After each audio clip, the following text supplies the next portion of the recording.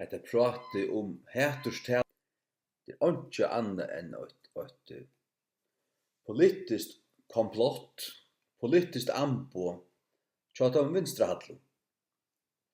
De som nu i allt och länge tog hava sitt vid valden, det är socialisterna och marxisterna.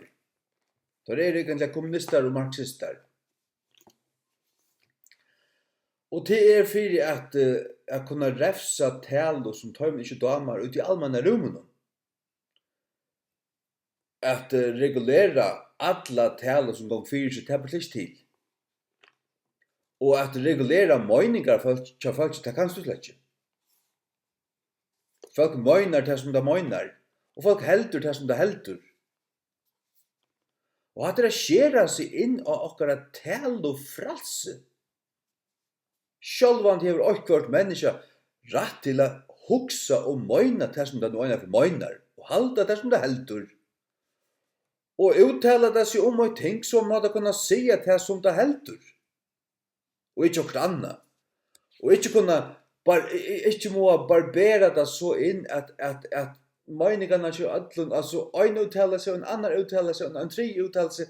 Allt bara neutralt, allt gelt, og ikke nakka. Vad måste jag nu? Alltså, vad säger han? Hatt som uttalelsen från de flesta politiker. Alltså, tar är det så av millinjen, alltså, det var inte akkurat som helt mun, alltså. Tar säger egentligen inte. Till mening må kunna vara annakort här, eller här, alltså, kvar megin du? Det är så lös. Spurningen av millinjen.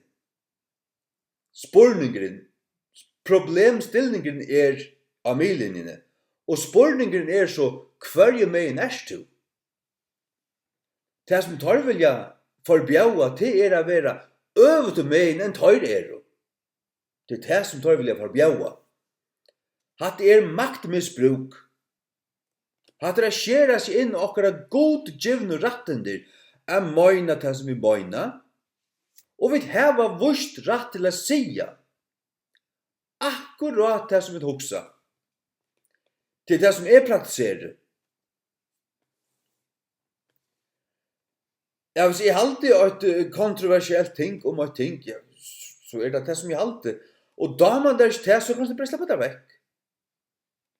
Eller lette det være ved lust etter meg. Og to heldur det som to heldur, og det skal slippe at halda fyrir mer, og sia fyrir mer. Altså fyrir møyna skild.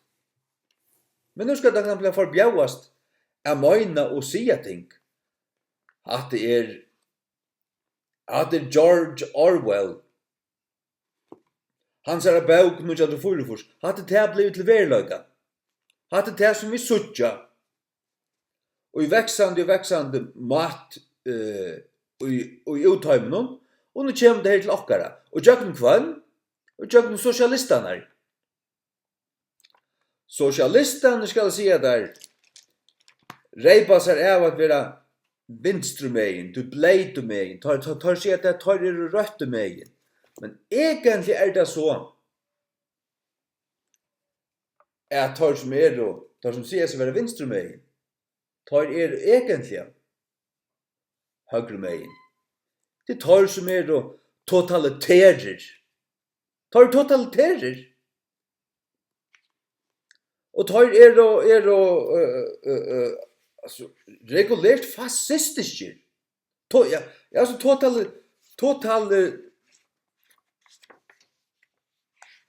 totalisma egentligen fascism.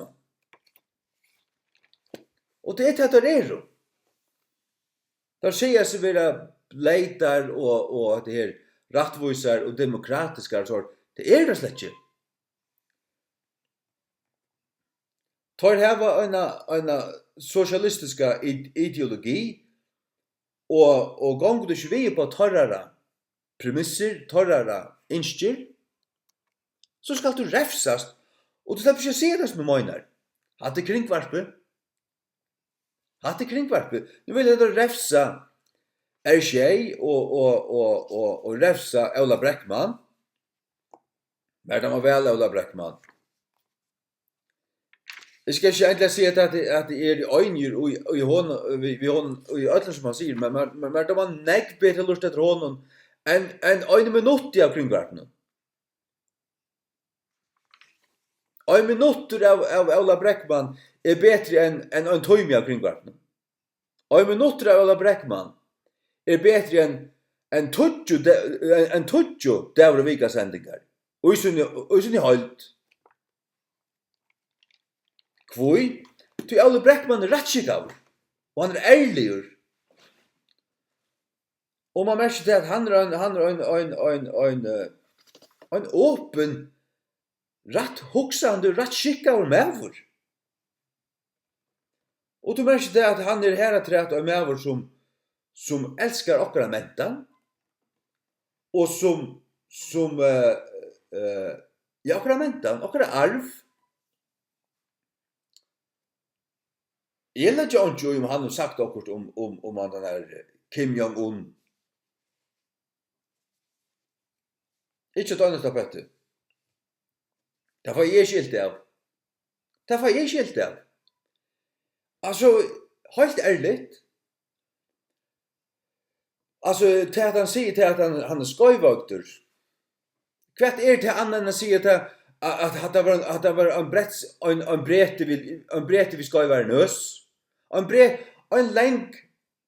brete vi länkar nös. Och töttun eigun. Bretar har så tött eier och länka nös. Vad så? Eller du säger att det var en jöt vid rundar nös. Det var då. En skeivoygdir koreanarar. Det här var skeiv eier. Är den kan nysätta en spot? I behöver det inte. Nu man måste säga negare. Man måste säga negare. Negro kommer från latinet, det är svarstor. Nu måste du säga en littor. Tar det svarstor? Tar det svarstor? Utvid svarstor? Och vad så? Vet du kvitt? Det är inte nedsättande att säga att den svarte mäver är svarstor. Og den gode maver er goder. Og den maver som hever skeiv eier, han hever skeiv eier. Og en brete som hever lenga nøs, han har lenga nøs. Hva så? Det tåler alle mennesker som er i ordan. Det tåler alle mennesker som er heil innvendige. Hese sosialistar er og flakkande svar. Det tar som ikke tåler. Og så er det så feitjer at det er vittjer under sending, så får det fullt av sin serfrøyngon, så fullt av sin eknoloikon, og i studiet, og sitta her, og hakka og ting nyer, og se sjálfur avgjørdar fordømande ting, fordømande meningar om at her, akkurat som du vilja. Akkurat som fra sin egna sjuka svarta, til formyrkja socialistiska, marxistiska sinne. Men bjaua ikke sunne motparti inn i studiet a forsværa seg. Ja, det kjenner jeg sjálfur til. 2. januar, 3. januar 2013, Jack jeg atter fram her nere som løya i. Og sier min mening om en bals prest innu i Fuglafire, som har vært i Norrland hos den Aulasøk og tåsa 4 tøy, så de mittar skulle vojas til kyrkjen om. Jeg var så dundrand jeg for bøynt har vi gjort et halvan tøy, et ein tøyma lengt innsla, her som skjelta i slukte av. Og malte til at kyrkjefolk i Fuglafire tok og hiva henne etter haren ut, etter høttene, hiva henne. Det var ikke, vi sier så løs, hiva henne ut. Det var ikke at vi skulle teka egentlig fysisk og jo, altså, om nejot, men det var ikke det at vår skvett. Jag bläka en ut, vad är det annan än att säga att du är utbläkavur? Utbläkavur är inte en fysiskt utbläkavur. Det är inte utkortur. Utkortur. Så det var det som malte till att kyrkjefolk och fuglar vid slapsar av vid henne. Fer efter fer. Säger det. Och så i munnen tal och så ser man bär i henne vid Jezebel. Och kvar ständer Jezebel. Kvar ständer om henne. Uppenbarelsen 2. Så öppnar jag det var allt var fullständigt och planlagt som det alltid är som är. Øysen nu, jeg kører bare fra og begynner å tåse. Og ærligt, sier man en mening, akkurat som man er, og det skal bare finne det jo i. Så åpner jeg oppenberingen 2, og Jezebel til vers 20, og så hittar jeg, man har alltid lesa ting i sånne kontekster. Så bare jeg atter, ja, det börjar från vers 18. Teirra och Meinings. Och så läser jag Jesu Krist till kyrkan och Teirra. Och ängeln till kyrkan i Teirra skriva: Hese ting sier soner Guds som hever eie sin lugg og en lå av elde, og hans fötter lugg og funne kåpare. Jeg veit verktøyne og velvild og tennast og trygg og tolmøtøyne og verktøyne, og henne sørst jo at være fløyre enn henne fyrstu. Hevast hette av nokre fatinge møte der. Av du etter løyver til disse kvinnen i Jezebel, som kallar seg selv en profetinne, hon var en svika profetinne som profeterer i falskt navn i Herrans, og løyte Guds folk ut i synd, og til just det som Jezebel og fuglafyrde gjør det og gjør, så har vi fotlan rett å sammenbære henne, og så til det som det å tale Guds ord, til å finne det og Guds ord som aktuelt til situasjonene, og tale det og applikere det, eller sammenbære det. Så at året setter tingene på plass, som kallar seg selv en profetinne og er fralæra og er tøla tænare munnar til å fremja siløyse, og at dette ting slater av fra skolgoten. Og jeg gav henne bil til å vende fra siløysesøgnen, og vende ikke Så sier Jesus, og det i konteksten, så jeg vil kaste henne inn i en sång, og tar som fremja hårdom vi henne, inn i mykla trångslo, utan så tar vende fra Jeremsøgnen. Og jeg vil drepa bøtten hennara vid deia. Hver bøtten hennara? Til de som hon profetera for, de som fyllde henne. Hennara andlige bøtten. Det skiler ein og hver som hever nekka vidt i skriftene. Og hatte hongtu ødsi og hatte hongtu fullfæra prestus i og bispur og kringvarpe, at jeg har hørt vi drepa henne av bøten. For det første så leser Jesu ord.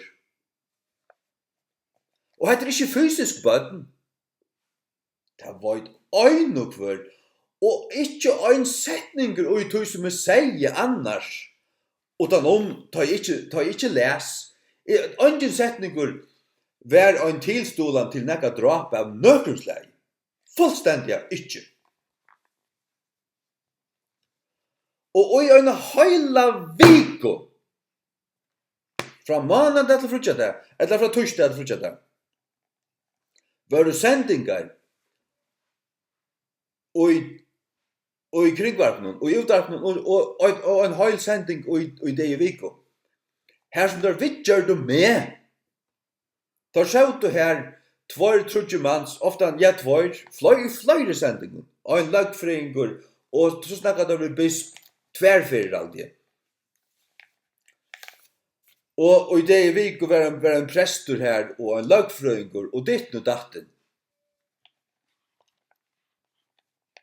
Her er ebla vidgjørdur og kallaver Hitler fyrir frujarmikrofon. Kallaver en mordare. Ikke Hitler. Ikke nazist. Ikke fasist. Jeg heter Hitler. Hitler er en av de ringaste personer som livet. Og Nei, jeg var bare blivit meldaver av en bank noen kvinnemenneske. Meldaver ikke til å være dømtur, det har funnet sikker. Så jeg fikk et brev fra akære myndeløkene, eller hva det kallast, jeg var ikke. Myndeløkene om at jeg var meldaver, og om jeg kunne sende tøymon vidkommende innslag, som ljøvfull. Det gjør de så. Og dette ble vidgjørst i 2 eller 3 viker. Så fikk jeg en urskur, en urskur er en avgjør og en søk. Det var til at nekker lagfrøyngar eller serfrøyngar eller kvart, jeg var ikke kvart, hadde vidgjørst det her, og komist etter, og nystovan var, her var ikke å komme etter, her var ikke vidgjøre. Tror jeg at det var ikke en høttan om drap. Tar seg det, han leser det her, han sier ikke sjalvor om tid og fokla for drep i henne, eller jeg for jeg drep, slett ikke. Ikke øyne for. Så jeg fikk et brev fra Tøymen her, han ikke kom etter. Male fettler, og hon som hever akkarst, hon får etter vita. Men kvært, kringvarpe, hei langt framt karaktermår, fullstendig innan meg, under hele viko. Og i 2 år at nå, hukte folk skarft av meg, og pøyga etter meg, og ditt og datten. Jeg ble uthångtur og kallet av mordar i allmenn og fjallmiddelen og i en høyla vik og i luttlo fyrjun. Det kost atla at det er avvarskan. Så jeg vil si at største hæturs talarar, det som sekast i hæturs talo, det kringvarsp fyrja. Og det er ikke skilu dikon. Det er feitjer. Det sendte et lite akkurat kvinnemenneske inn at tåsa av meg, så at spyrja meg om at her. Anker rapport der, faktisk en kona som, jeg vil si, slett ikke er rapport der. Eller som jeg ikke har sett arbeid til kringvarpen, og nek herrans var, kanskje det var tog til bare hon som hever tår eller vilja, eller jeg var ikke akkurat. Men jeg ble så spurt oss inn til her, og fikk uttala meg her. Men alle disse sendingene i utvarpen og alt det som jeg fyrir seg her, jeg fikk ikke høve til å forsvære meg, eller svære det i attor, og titt fram til fløytande, øvratvust karaktermål innan min person. Og nekv kom til munnen og sa at det skal du ikke finne at du burde saksøkt, og jeg kunne hjelpe der og rette noen, og hvis du først opp med dem, så har du helt sikkert vunnet, og bla bla bla bla bla. Jeg tomte det ikke. Jeg får opp med en tungen, og hvis du kvett er det her, hadde ikke bare kringvarpe, hadde sosialeren, hadde dimmalating, hadde alle fjellmila heimene som man er i fargen. Undantid er skei og norrlyse. Er skei og norrlyse er det øyneste som er stående. Hinnen gjev ikke, for jeg sier akkurat som gjev ikke en lorst fire døgnen. Jeg har ånga viring for kringvarpen, sosialen, Erik Lindenskov, eller demalating. Jeg har anstikt fire tikkun, allon samlun. Og nå så gjør vi det samme henta vi Ola Breckman, at han vil uthångtur, og til fremja karaktermor, og han, altså jeg sier akkurat som jeg har ånga viring for disse lauen i høver. Du kunne skøyna deg med disse lauen til som man smujana, at man slett ikke aktana, og jeg oppfordrer alle føringar til å ånga viring her for disse lauen. Grøn 260b, boykott henne. Lett dere alle brøta henne. Lett dere ikke gjøre under for hese lovene. Hatt en øratvis satanisk lov som vi ikke øyer respektera. Hatt en lov som er våren smuja, tog at hatt en krav fra ES, og ikke annet. Og her er onkur javnstøv nevnt, onkur nosshødd, sur i havne, sier bare akkurat som arbeider under samme sataniske anda, som er i ES, som er i sosialismene som holdt, som vilja diktatorist skjerja okra talufrælsi og meiningsfrælsi.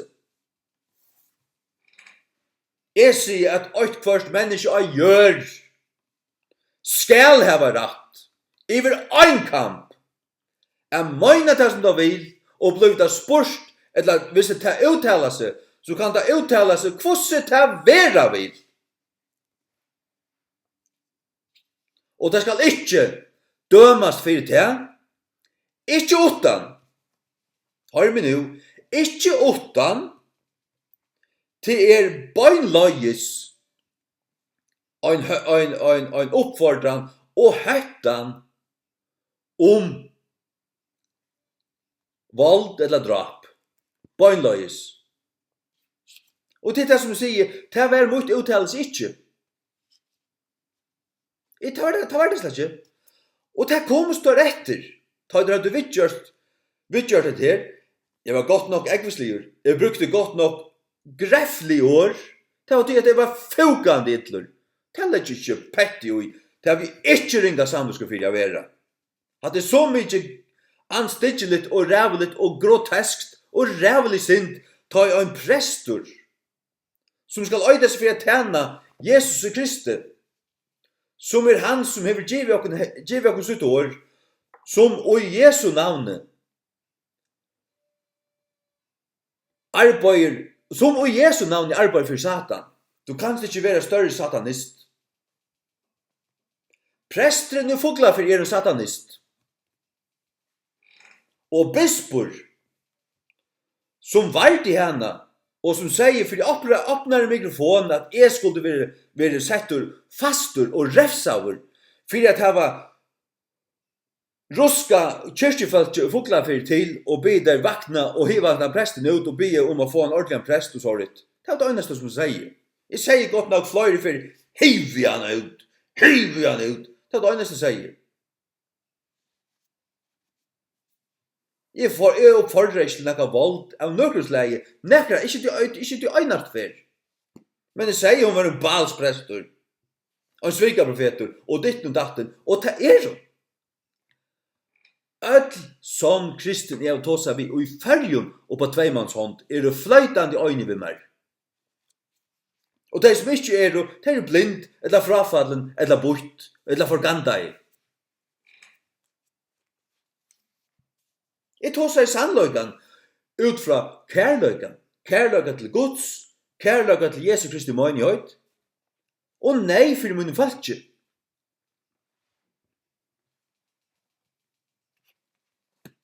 Ja. Jeg kan bare finne at det fram, at det skjelde, det ligger under bunkgångstanen. Og i en skap i kammeren, det er bare til en bunch av papir. Jeg legger alt sånn allmenn papir, det legger bare på at det vekser bare i en hittil skapene. Men jeg kunne funnet det fram. Her som er vær frukjenter.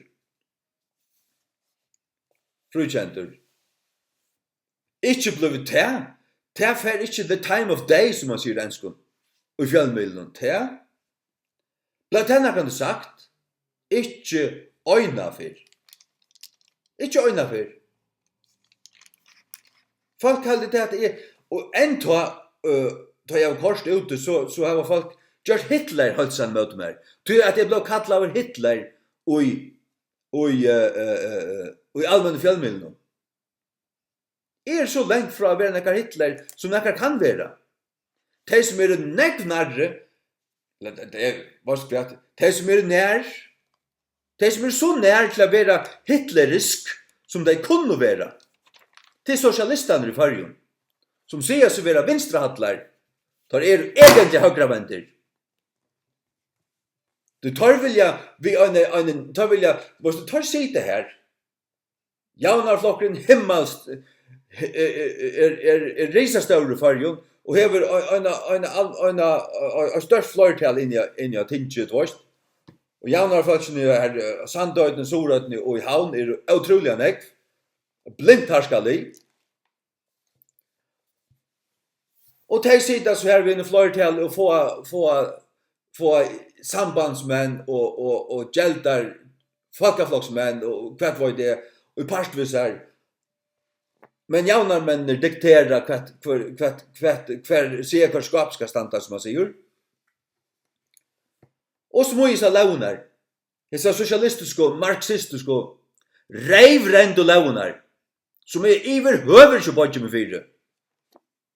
Men jeg skal nok akta allar lauer som rymeligar og ratskikar.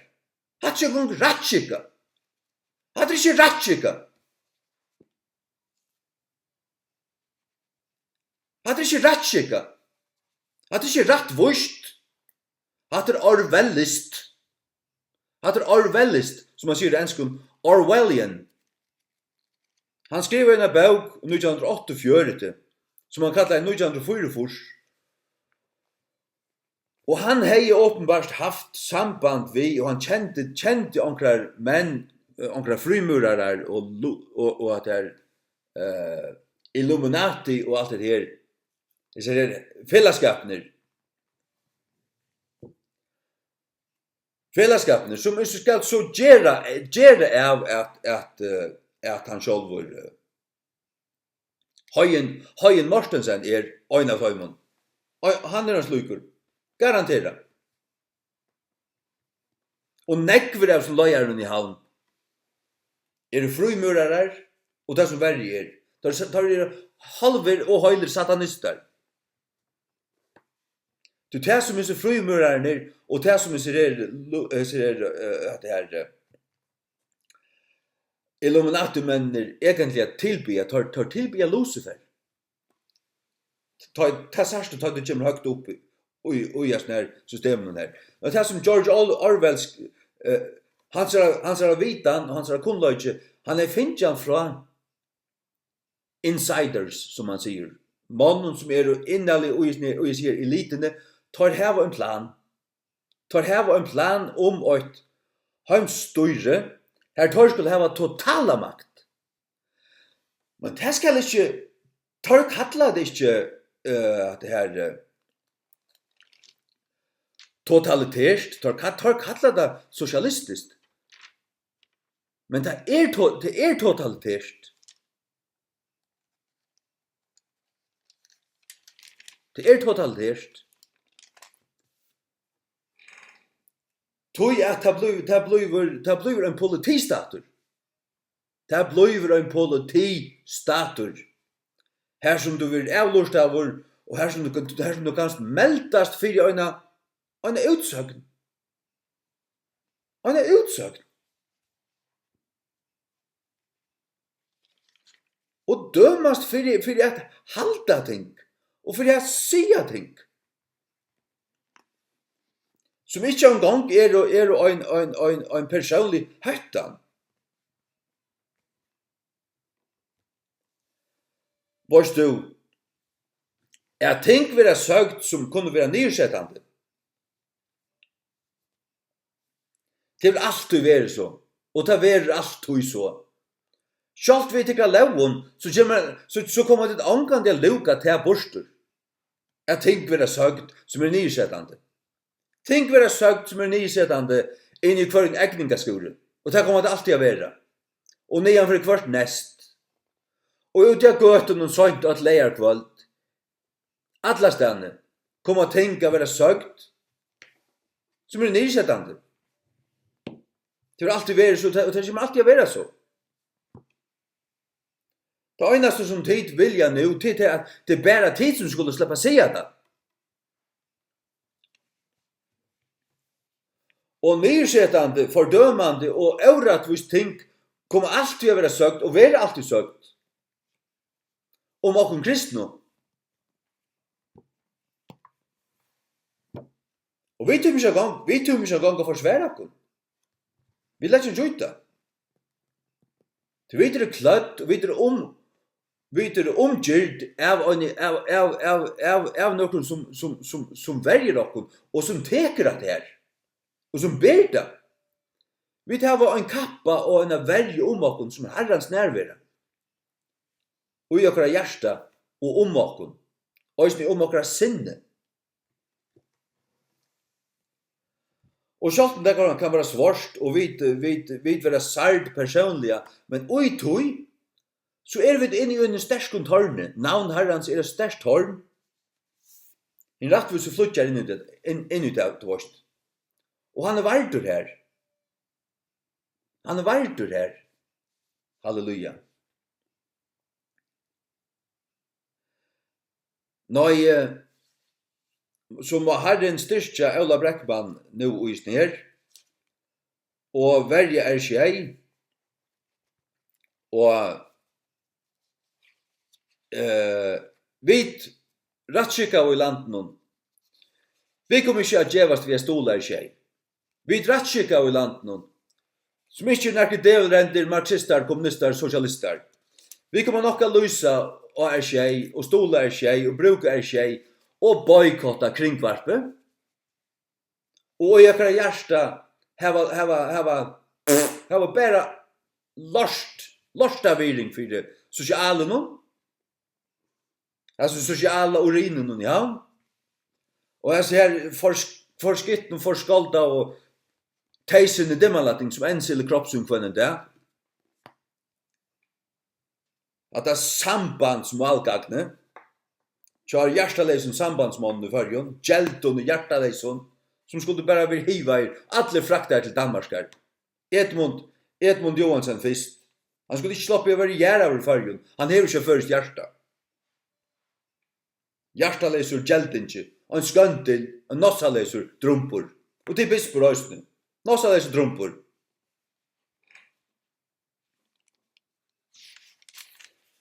Bispur, hvis han var en Guds mæver, så har han haft sett Anne Jesu Mettebell. Anne Jesu Mettebell. Hun heter Anne Mette. Men jeg kapper henne navn i tvei, og så sier Anne Jesu Mettebell. Så Jesu Bell flatt inn i henne navn, sånn her. Anne Jesu Mettebell. Hun skulle bli sett fra.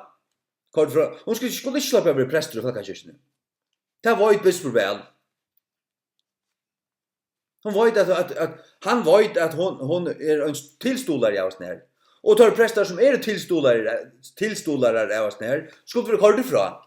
Og i stedet for stendig bispor og sier, tar han ordinerat for prester for en åresygane. Minnes til vi skulle akta landsens lover. Atlar landsens lover. Han stekkar av og sier, atlar landsens lover. Og i tog årenon, her det kommer inn, ok, fyrst borgarliga, men sodomittaner, tar gjevast ikke. Jeg skal si at det øynaste mal og øynaste dreimur iver høver, tja sodomittunon, tar det endalige mal som det sikter etter, er vera vugter og i tog som kallar seg Guds hus. Jeg sier ikke at det jeg sier ikke at kyrkjan Guds hus. Jeg var bare til at ta i om fyrir voja sodomittar, ta hun Satans hus. Men det er som kallar seg Guds hus, til Satan vil gjøre Guds tempel til et Satans tempel. Og han vil folk og i navnen av at tilbya Gud, tilby seg. Til det som Satan vil. Hakste dreimur Satans hever alltid vært og alltid vært alltid. Jeg setter seg i Guds sted. Og jeg blinda folk og jeg får folk til tilbya seg. Han sier dreimur, det sier du her i Jesaja 14. At han vil være som en hakste. Og han vil sitte og i stegens hakste. Det er det som han vil. Og ta ganger fyrir seg en forblinding i fargen og det. Og malgagn djevulsins, størsta malgagn djevulsins og i fargen kringvart farga. Tøynast sosialeren, tøynast dimmalating. Teirra satans tunga. Hverskje meir eller minne. Til min meining, det kan sette meg fastan for å meina eller sia. Altså en status som sitter folk først for å meina og sia ting som tar meg ikke damer. Det en korrupt status. Det en totalitær status. Det ikke en status som jeg vil bodja meg under eller akta eller vira eller nekka som helst. Og en status som byrjar på det.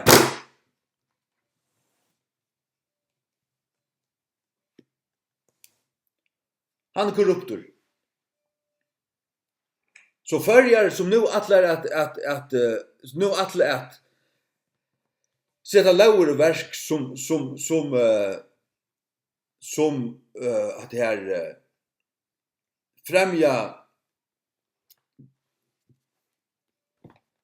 främja refsing av meiningen och utsökningen.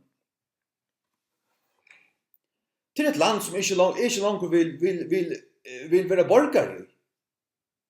Alltså ta börjar man att leta sig efter något annat land jag bygger i. Alltså till det blir så sjuk och så korrupt att det är faktiskt som inte vill bygga samman vid. Och det är så dubbelt moralsk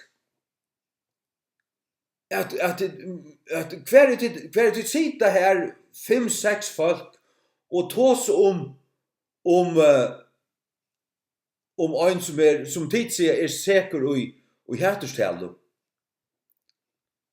Så sitter det här och främjar karaktärmål av Beimer och Ola Bräckman som bara är meldair.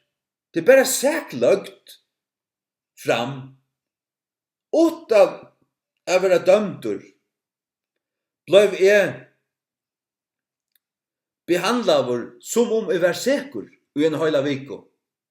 Och det var karaktärmål. Det samma gör det nu i alla Bräckman. Karaktärmål. Det är negv allvarligare än en uttalelse. Jag säger att en Bretar har en skeiva nös. Eller en koreanarar är skeivoygdir. Och när Kim Jong-un att han är knätt i Teirra. Han är knätt. Han har fightboll. Är han en fightboll? Ja, det är han. Det säger han. Spika fighter. Han har tillbyn som en gotor. Så vars som han var tillbyn som en gotor och kallar honom det var pappiansar östen och abbiansar. Så vill bara säga akkurat som så är han ett satansborst. Han är en avgotor. Och han är en diktator. Och han är en mördare. Men värre än det att han är en mördare, det är att han förbjövar folk att tillbe en sanna god. Israels god HAVA och son hans Jesus Krist. Och sätter dig först och räfsar dig och påinner dig och dräper dig. Och kräver tillbe som om han är en godor. I alltid öll rävel i år är det passande om man slukkar man. Och sån. Alltså är det tillstående av tog att är det ting satt? Är det satt? Så är det satt. Och sannleikin ska kunna höras och sigast akkurat som man är.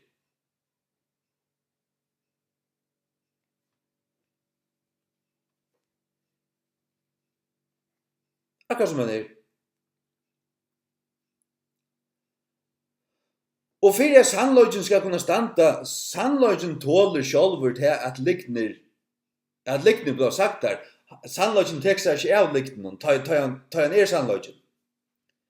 Tøy er det vi kristne ikke fer upp mot det kun, og ikke tøyma, altså at løya kunne sakførere, og skulle ta okkum fri, det etter det, at sitte jabbast i en tingsal om onkra borta skuldsetting fra en Jezabels prester. Det har vi ikke tøy til. Jeg skal arbeide på det. Jeg har altså kunder som jeg skal pleie, og jeg skal til arbeidskvante 8 timer, og jeg har bibelarbeid som jeg gjør det. Jeg tar meg ikke fri fra det. Jeg sa på det som bare en forstyrrelse, som jeg slett ikke ville takke meg av. Jeg bare ignorerer det. Men allikevel måtte jeg dreies til jøkken kasten og sverstast ut. Sækleisur.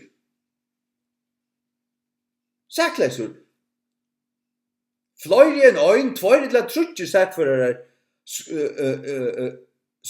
skåa mot mål, og nystående vær, her var ikke kom etter. Etter lauene, altså. Du tar våre sækliger. Og jeg er just en doa forsværa meg. Altså, hva sæksøkt? Det er ikke mer enn jeg har løya med en sækførere. Jeg er bare tås og sjálfur.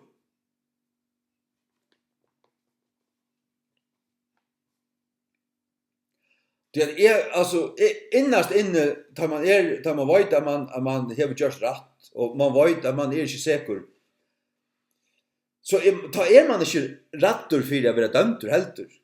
Altså, å fære inn i fangsel, og vite at, men vi røyner samvetsko, det er ikke.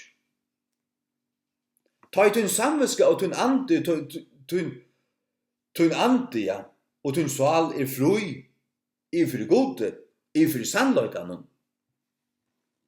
Og i mån til hans år, her, så er du frugjur. Så kunne de sette deg i fangsel og i 2 måneder, geva der ete her, du ligger her på og rippar eller et eller annet, og leser og gjerst akkurst, whatever. Men er du sækleser, så var du sækleser Aren og Mian og Attan og Paulus var i fangsle, Peter var i fangsle, Jesus, Jeremia, Jakob. Han ble så dripen også, ne? Ja, jeg har alltid Jakob sett i fangsle og Arne drar på han. Men takk meg kjørt Lujas her. Nei, sjølvan det har vi lov til å sia, møyna og sia, okkara møyning. I øyne sunn samfunn gjer man det. Det er aldri da fram å gjøre. Vi lærte ikke okra talufrælsi fra okkum. Fyrst skulle færre fangsel.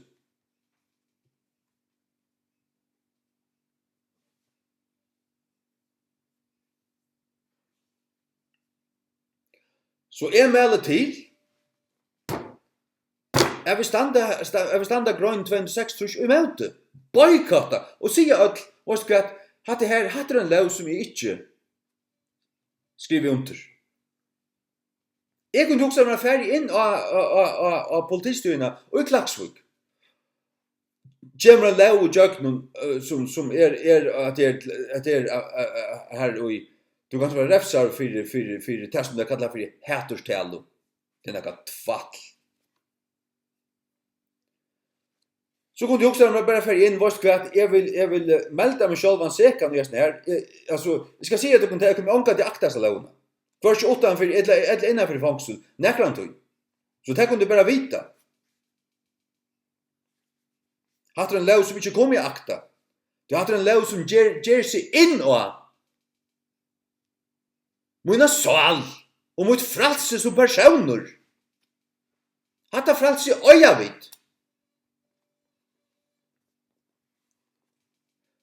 Men vet du, jeg er ikke til å frelse at hvordan sier man,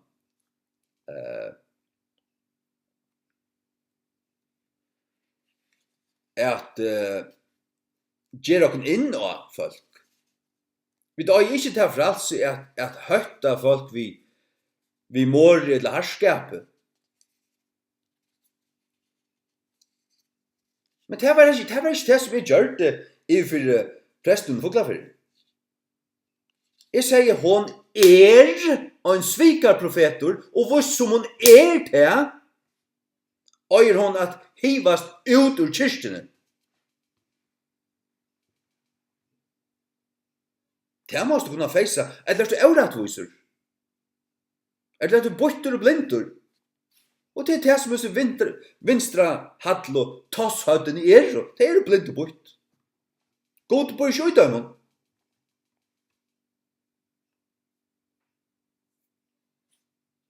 God bor ikke i marxisten. Marxisma stendur av Nietzsche og Marx. Største Guds av noktarar og Guds fudgendar som har livet. Tar som har gitt socialismena. Du sier det utan att blunka vi at folk som kallar seg kristen, som stålar jaunarflottsjonen, det er bortast og nosshøyt av gjør. Bortast og, nei, men helst sier tosshøyt. Nei, men helst sier det. Kjalt mig hugsi hit. Ja, jeg har ikke brukt sånne ljødord. Skilta.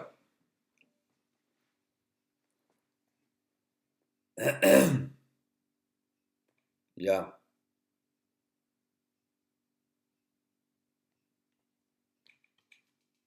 Hatta, og jeg vet ikke at jeg kan under, hatta, at det her tankapoliti er satanist. Han har loven her 266b. Hon er ikke født ut ur Guds hoa. Hon er kommet opp ur helvete. Ur jøgnen ES og jøgnen godleis tingfolk og lagtingsfolk, sosialistar, alle samler som jeg har skrivet her, er sosialistar. Og vi som ikke er sosialistar skulle boykotta hessa lovene her og si at vi høan lovan, lagtingsfolk, politist, dømara, hessa lovene her akti ikke. Vi 260 b. Jeg akti han ikke. Kom anka til aktana.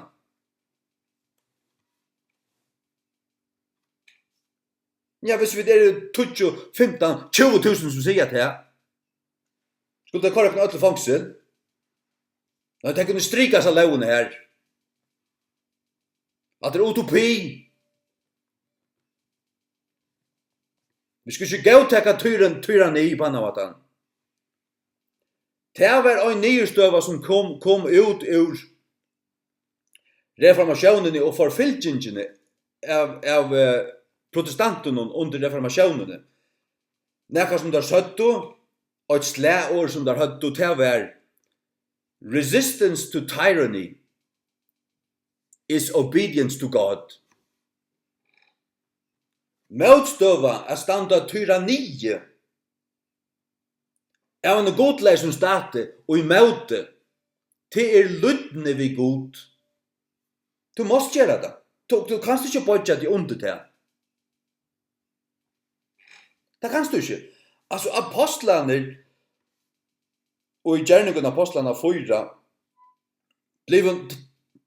tar finko nokta at tala. Det akta du ikke. Stateren, ivervalden, nokta i dømna tala. Tar så at du vi åtto heldre at akta god enn menn.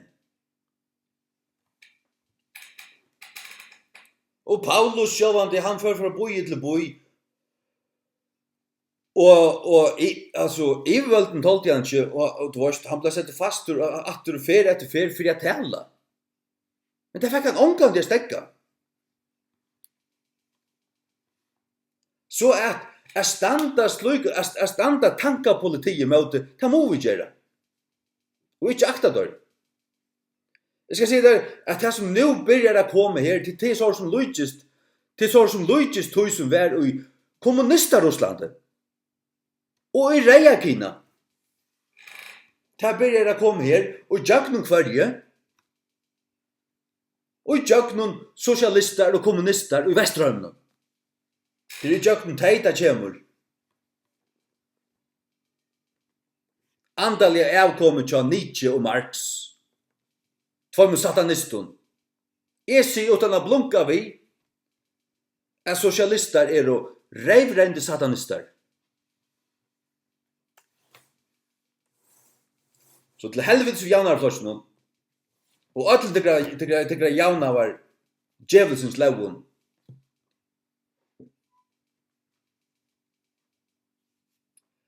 Det där.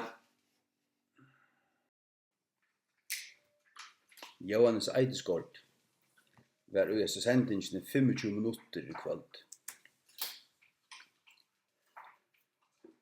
Og han sier som åtta sørste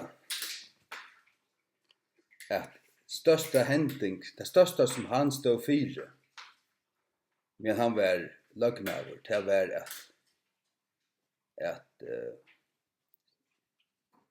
tala til en LGBT-rastevne i førre, som han først. Og han kvært, en sosialist, en marxist, kommunist, sosialist, knallreier, fotler satan.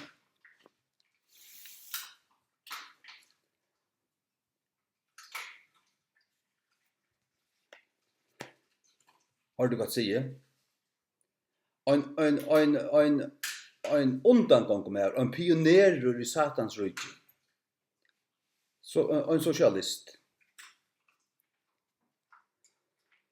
Og så tar jeg heimamisjonen og fylte 100 år i 2003. Hver en bjør der når at det som høyerslim med tala. Johannes Eideskort. Høgra mann satans. Godt nok løgmever ut i tøymelige. Jeg setter av godløsningen i fargen. Men han ikke pett i vrokken tryggvande. Han evigt tøymelige. Andalige han en åtta med vår satans. Til han i kvöld. Han sier at det i kvöld. Jeg sier utan å blunka vi hadde en generaler djevelsens.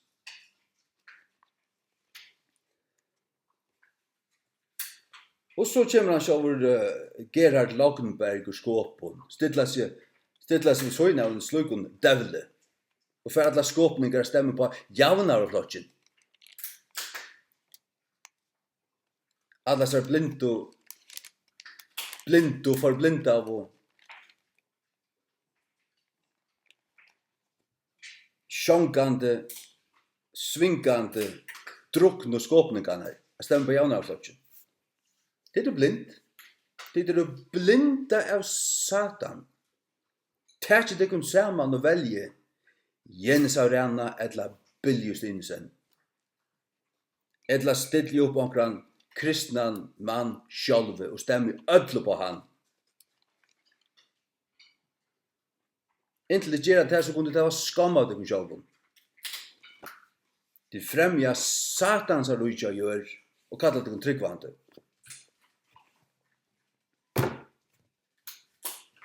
Skammelitt. Ja. Det største han gjørst. Det største han gjørst at åpna slusen her for Sodom og andan. At åpna for tog andalige seg i fyrjen, at fyrjer skal gjeras til Sodom og Gomorra. Det det største som en sosialistisk høytning gjør.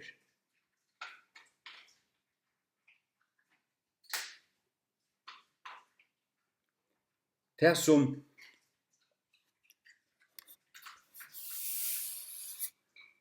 som gonger fyrir seg utjøkken sosialistarna nu i Vesthøymen og Østen i Fyrjun, det at tar brøyt okkara valsigna land, okkara land til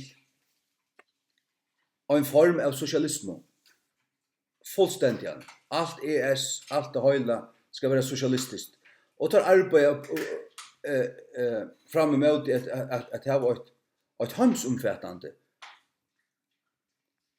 En form av sosialistisk styre, men det egentlig totalitært. Det akkurat som det ganger utemøt til fløyta. Det sier seg være humaniterar och sånt. Arbeta för det goda för mannatten och sånt. Men till det ligger. Tror jag tar där kommer mål Ta det akkurat som ta det kommer alla ringen. Ta blöva där som Mussolini och Hitler. Ta där sida vid valten, ta där få valde. Så det totalitärer. Och vilja smuja lover som räfsa okkum som tar som möt dem, som har era meningar. Räfsa okkum. Det är det som gång för sig i Kina och Jack för sig kommunister Ryssland och kanske gång för sig än här, jag vet inte. Det är folk som skriver böcker som är emot formannen och flotchen och emot kommunismen.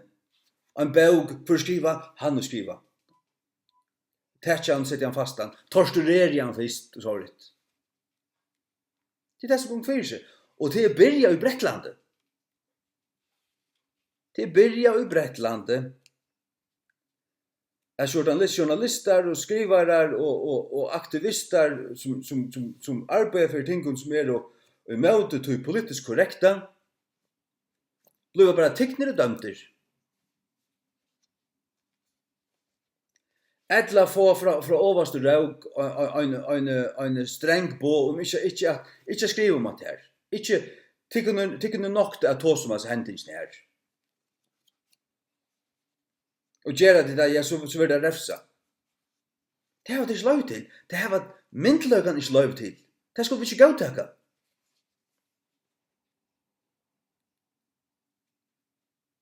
Det ska vi inte godtaka, nej.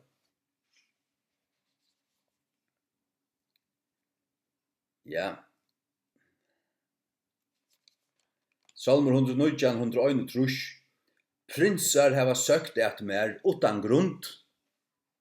Prinsar hava sökt at mer. Stjärnarar tar lojande. Bispor och stjärnarar drar mig i jögnon. Kastun i en viku 2013. Men mot hjärsta ständer i ärofrykt om tutt år. Guds år. Sannleikin Guds års skal boast oansett.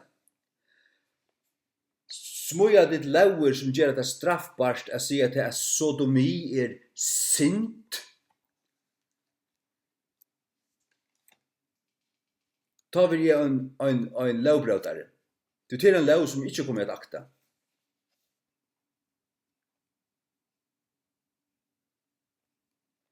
Till en lov som jag ångan kommer att akta. Nej. Det gjør det Paulus og tar ikke. Det blir sett faster. Eller Peter tar tvåst. Tar svärd til myndlagan å være. God mer at akta enn menn. Vi er også heldre loja god enn menn. Ja.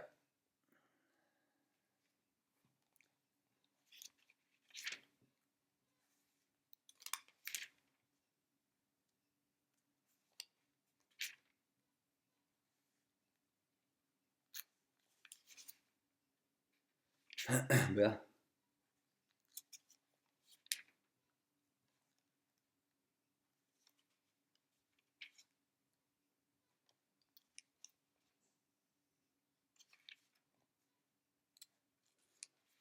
Ja.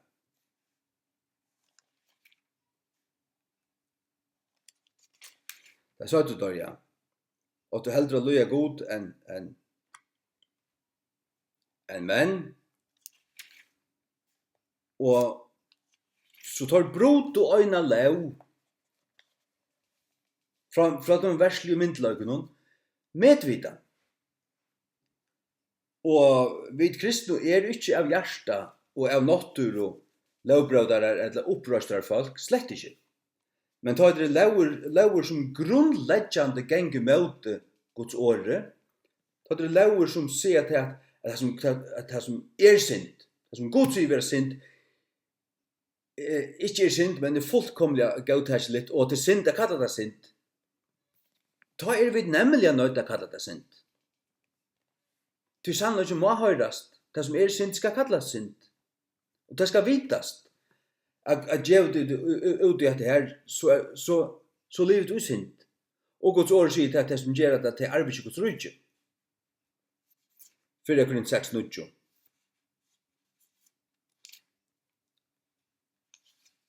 Ja. Så att det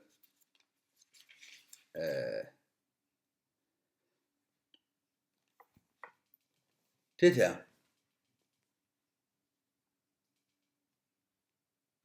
Så här tar det lover som gänga bort mot Guds lov. Så akta vi Guds lov. Och bröta hamsins lov. Det gör vi. Och vi är inte missbrödare för det. Alltså nu säger tar det lover som är sataniskar. Sataniskar. Lover som nokta folk jag säger att det är synd, det är sataniskar. Och det här lovnar gautaka vi inte. Slett inte. Jag gautaka inte lov grøn 260. Jag råknar henne som grøn 660 B. Hon smuja och gevin av Satan. Och hans är socialistar.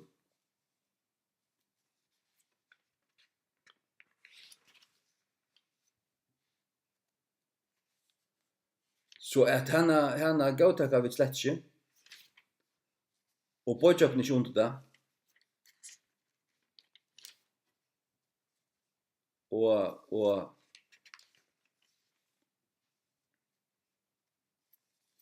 men det inte uppröstar säckar lukal?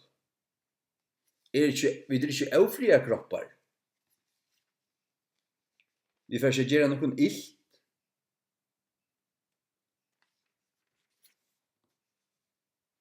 Och att bruka ta vändningarna att hiva en ut eller kasta en ut. Till ett vanligt orafälle. Det är vanligt orabruk. Fullkomligt vanligt. Och det gör också inte till ofria kroppar. Vi lägger inte upp till stroj, lägger inte upp till barteja eller vi är då frialigaste folk som finnas och det är vi alltså.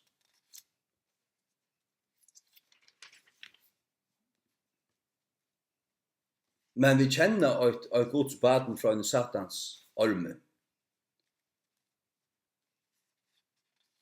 Det har vi följt och se vi Jans Eidsgård söner fissoan och har vi hört han bara höjre tonan, höjre rötterna och höjre han tåsa att han satans armor.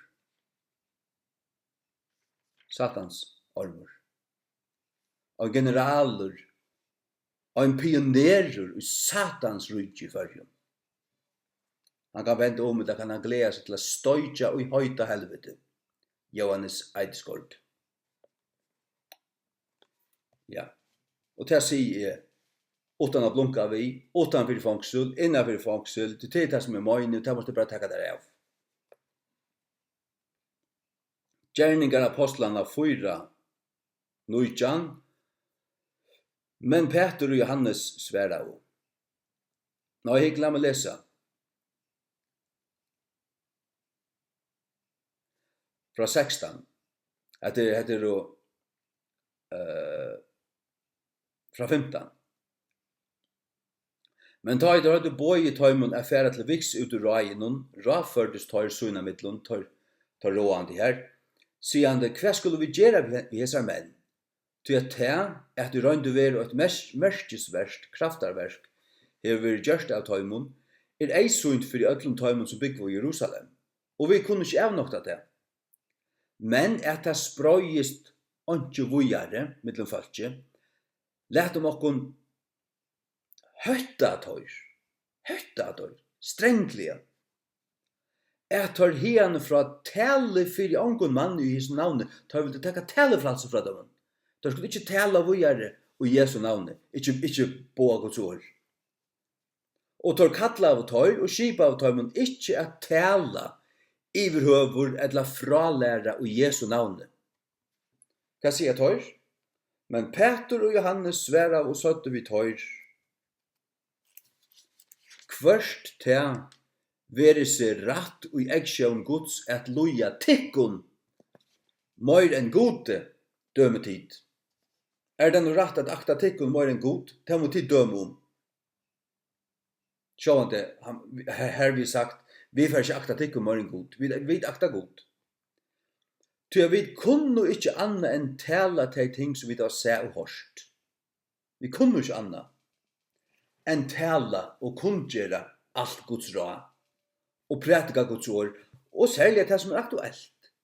Det liknende som høytte alt landet, det må avdukast og sigast vera til det Det at sosialistiske devlar vilja skjera tungen av okkum og refsa okkum for å møyna og tåsa, det må standa med det og sige det vera satanist, så folk ikke for å bøyja seg under det og geva seg under det. Jeg sutje det med de folk som omgangest, at jeg sutje det merker det til langt for å geva seg under det her. Og ikke stendt med det. Ja, best at tid. Best ikke, nei, best at passe på meg og mina kon og mina bøt og mina fortjenast og det også bare det tøymelige. Hadde det. Folk vil verja det tøymelige. Nei, Guds ord skal haldas fram og til omanfyre landsens lover. Gjør så vel.